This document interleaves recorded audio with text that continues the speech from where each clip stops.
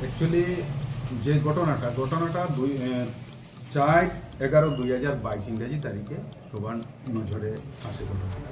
ওই দিন FIR number 41 Kailashahar women PS case number 41/2022 under section 342 376 2 within bracket I of IPC. তো ঘটনা হলো ওই যে মামলার ভিকটিম একটা কৈলাসরের একটা বাড়িতে পরিচারিকার কাজ করত প্রায় 10-12 বছর থেকে। তো ভিকটিম মেয়েটা একটু শারীরিক বিকলাঙ্গও ছিল। তো এই যে বললাম তারিখটা যেদিন মামলা দায়ের হয়েছিল ওই দিন থেকে প্রায় 7-8 মাস আগে ওই যে বাড়িতে সে পরিচারিকার কাজ করত ওই বাড়ির মালিকের ছেলের বিয়ে ছিল। তো বিয়েতে যে গাড়িটা ভাড়া করা হয়েছিল ওই গাড়ির ড্রাইভার ছিলেন, একটা গাড়ির ড্রাইভার ছিলেন এই 21 পার্সন যিনি শঙ্কর দাস।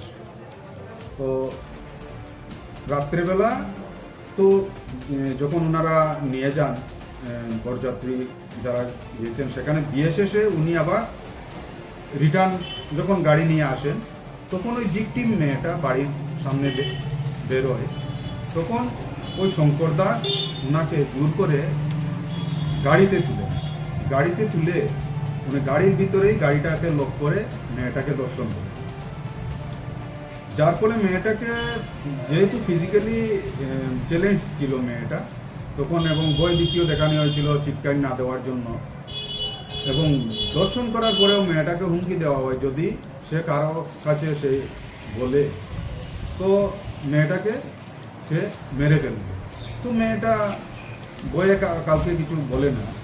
তো 4/11/2022 ইংরেজি তারিখে যখন এটা একটু সন্দেহ হয়ে সবে মেয়েটার শারীরিক পরিবর্তন দেখে তখন মেয়েটাকে জিজ্ঞাসাবাদ করা হয়, মেয়েটার আত্মীয় স্বজনকে জানানো হয় এবং এই মামলাটা দায়ের করা হয়। তখন পুলিশ যখন মামলাটার তদন্ত শুরু করে তখন দেখা যায় ওই ঘটনাটা যে ওই 21 পার্সন তাকে গাড়ির মধ্যে ওই দিন রাত্রে, ওই বিয়ের দিন রাত্রে প্রায় 10টার সময় দর্শন করেছিল মেয়েটা, এবং বয়তো কিছু বলে না। পরবর্তী সময়ে যখন পুলিশ মেডিকেল করানো হয় তখন দেখা যায় তার মেডিকেল রিপোর্টটাও পজিটিভ ছিল, এবং যে পরবর্তী সময়ে বাচ্চাটা জন্ম হওয়ার পর যে ব্লাড স্যাম্পলগুলা এই 21 পার্সন এবং ভিকটিম এবং সেই যে নিউলি বর্ন যে বেবিটা ছিল তাদের যে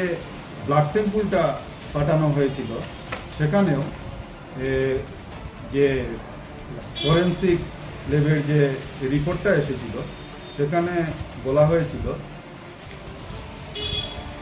যে the victim is the biological mother of the newly born baby and Shri Shankar Das, ওনার একটা ডাকনাম ছিল সেটা অভি, যিনি এই মামলার সাজা প্রাপ্ত হয়েছেন আজকে। তো is the biological father of newly born baby of the victim. তো দীর্ঘ শুনানির পর আজকে মাননীয় আদালত সেটা রায় ঘোষণা করেছেন।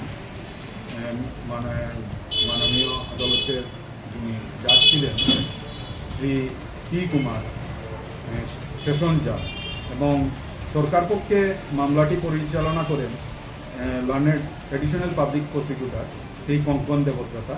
উনি আমার সঙ্গেই বসা থাকেন, উনি কি শাস্তিটা দেওয়া হয়েছে উনি বলবেন।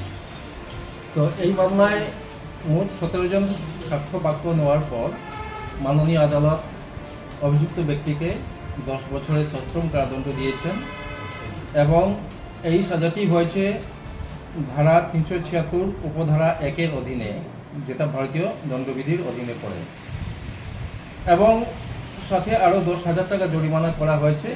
অনাদায়ে আরও 3 মাসের জেল দেওয়ার কথা বলা হয়েছে। এটাই।